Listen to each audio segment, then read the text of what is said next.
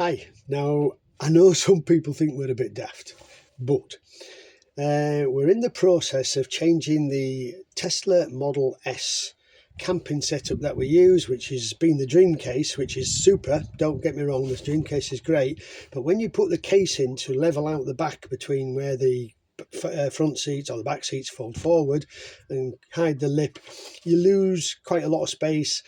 Yeah, we store things under it occasionally, but we've been inspired by the channel Living in a Tesla, Jimmy on Living in a Tesla, various other YouTube channels as well, and of course the French couple on Living in a Tesla who have done some great conversions of the car.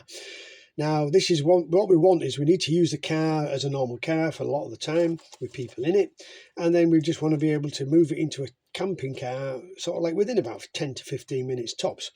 So this hopefully will do it. We've had huge help from a retired engineer, a friend of ours here in Hungary, Steve. Thanks a lot for that, mate, everything you've done. And we think we've come up with a pretty good solution. This is the first bit. Now, I don't think I've seen a video of a camping in a Tesla Model X. I may be wrong, but I don't recall seeing that. I've seen a few in a Tesla Model 3. I've seen a few in a Tesla Model S, but the vast majority seem to be in the Tesla Model Y. Obviously, it's got more advantages. The floor of the boot is level to the loading area. You haven't got the lip that you've got on the other vehicles. In the Tesla Model 3, you've got the partial shelf can't be removed, obviously. And in the Tesla Model S, because it's a sporty one, you've got the lower profile. And it's ours is an older one, so it hasn't got a lot of the pockets. It hasn't got the 12-volt socket in the back. It's missing quite a few things. So we've had to adapt and lose out on some things, but we think we've done a pretty good job. So what we're looking at really is this. Now, we don't have a workshop or a garage or anything like that, so all the work has either been done on the kitchen table or out here in the summer kitchen. So to make the actual units, we've used 12mm thick birch ply. It's light but very strong. So the first thing we've done is to make, it's basically just a casing unit. Yeah, just a casing unit there, and it's got these 3 supports on the back, which I'll come to in a bit. But this is the case which contains the drawer, and it also is part of the bed base. The very first thing we decided to do was an idea from the French couple interviewed on Just Get what is it, Living in a Tesla. Yeah, so basically I took the normal cover out of the sub boot, and then if you can see here, you've got a recessed lip. It's only slight, but it's a little bit of a recessed lip here. Where are we? There. So there's a little bit there. So originally I cut out the shape of the lip, which was too big because it has to sit on that little recess to make it actually work. So what we did was I cut a piece of wood out the size of that, and on the back of that we put the adjustable legs, which came off a picnic table we've had for 10 years or so. Now the reason we like this particular set of legs is each of them can be totally individually adjusted, so you can have it on an east-west incline, a north-south incline. No matter how wobbly it is, you can have the table almost perfectly flat, which is very handy. Then the table sits into the recess, as we said earlier. The legs are folded up underneath, so you can still get things in the sub boot, and it makes a perfectly flat base here from the boot to the cover.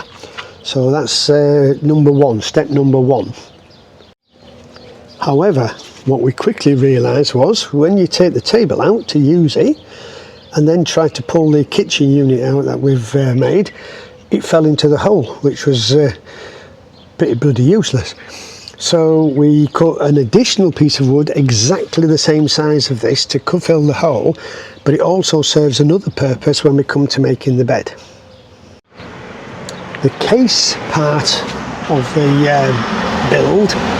Fits nicely behind the back seats, so when you're travelling you could have the seats up if you wish. We have done it that way, but generally if there's just the two of us, we have the bed already made up and everything, so it's just very, very easy.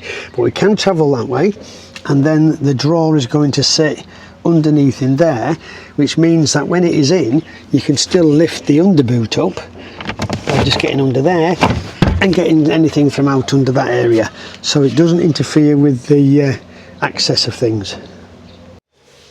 Now this part is the drawer, which is again 12mm birch, and it is just slightly smaller than the case unit obviously, so it can slide in nicely.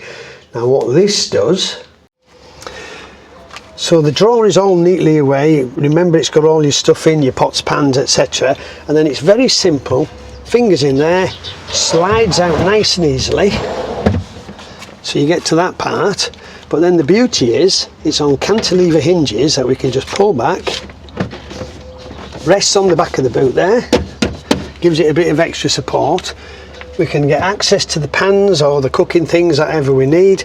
We have a really nice work surface here for us to work on, plenty of space, and there's a little bit more workspaces at the back, which is the case unit, so it all goes really well. And then when we're finished, it's simply, oh, it's a bit light at the moment, it's got nothing in it, simply shuts up and slides back out of sight. So as I mentioned earlier, there's another piece of wood exactly the same size as the baseboard. This is it here at the back. So when the table is back in place, then what we do is, if the bed is not already made up, or if we've been cooking or anything like that, what we do then is we put the table back in place, we pull the bottom drawer out so you can see it's under there as a support, and then the extra piece of wood goes there, which just levels up that little bit at the back there, makes it just so it's a very, very little bit, it's about 8mm the gap there, but that's well taken care of by the dreamcase mattress. So that's the back section, and then obviously what we have to do is we have to drop the back seats and start putting the bed together. So looking at the units at this end, you can see that there's 3 brackets, not 4, 3 brackets there. That's for the back end of the bed to go on, but then there's obviously that gap down to the floor there. So I've cut 100mm of thick, hard, heavy-duty underfloor polystyrene to pack under that section, and then at the front we need just a 50mm of section because it slopes up slightly with the seats. So it's 100mm of packing at the back and 50mm at the front, and we think we should be okay with that.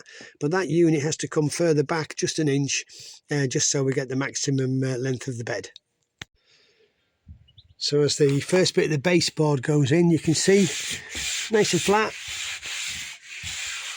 It's all levelled off. It's got the support underneath of some 100mm of foam, or not foam but polystyrene, and at this end it's a 50mm. Just needs the one piece 50mm just to give it the extra bit of support, level it off. Now although that flap is quite sturdy, just at the back of the centre console there I've put another 50mm block of the polystyrene. Obviously it won't stay there all the time obviously, but it's just there so that when this goes forward, just gives you that extra bit of support. And this is where the pillows will go, all nice and firm, super sturdy. Next step, mattress on. With the mattress in, we've had the spirit level on it. It looks like it's going upwards from this angle, but it isn't. It's lovely.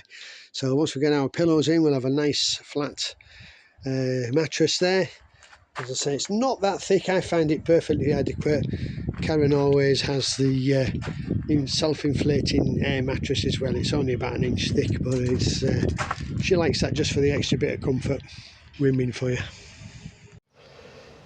The Model Y has a compartment in the boot area which you can get a custom made or specific fridge unit for the Model Y. It's not very big, but it gets a few cans in and a few little bits and pieces.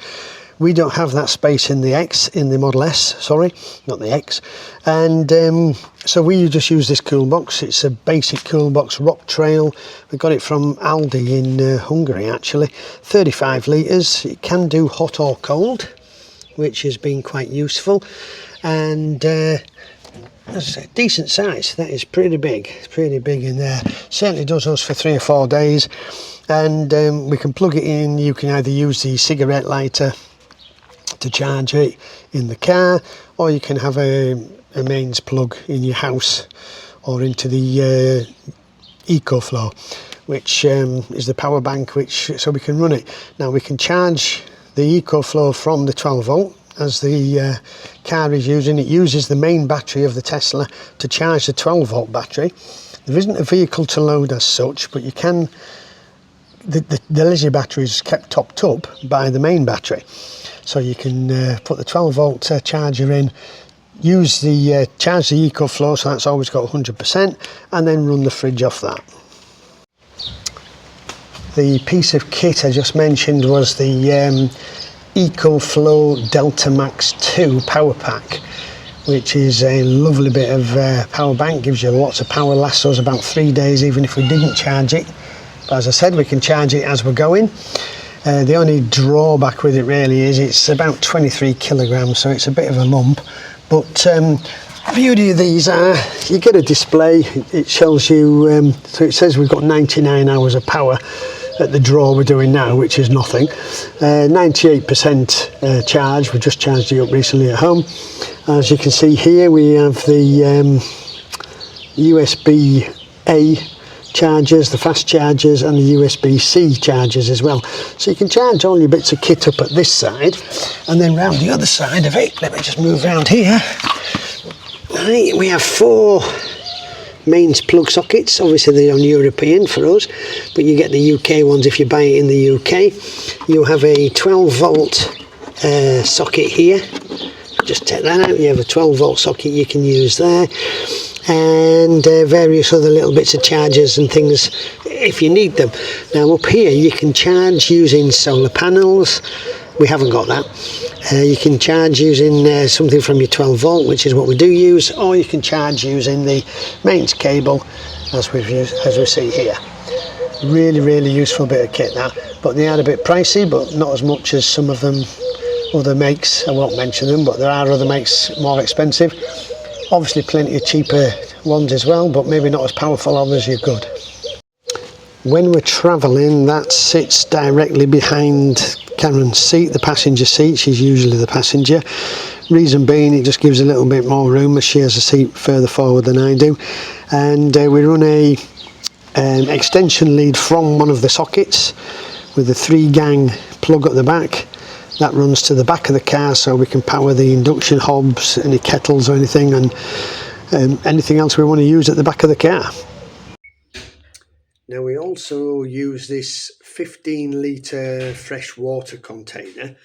This sits behind the driver's seat, and because of the shape, the nice low everything just goes under quite well, so it's tucked out of the way. Now we haven't got it set up just yet, but the idea is, you can see the nozzle on the top there. We are going to put a water hose, a thin water hose with a 12 volt pump that will come to the back and go into the sink that's in the box at the back. So basically that's it. Obviously we put a sheet on and we put the duvet on and the pillows in, and it's a really nice comfortable setup. No loos obviously, which is why we usually park somewhere with 24-hour toilets. Very rare we actually need them, but they're there just in case. And it's very easy in Europe. Nobody bothers if you're staying overnight on a service area. People do it all the time. We come down here to Spain. We drive from Hungary to the UK, right up to Aberdeen, right back down to Spain, then from Spain right back to Hungary, through Italy, Slovenia that way, or France, Italy, Slovenia.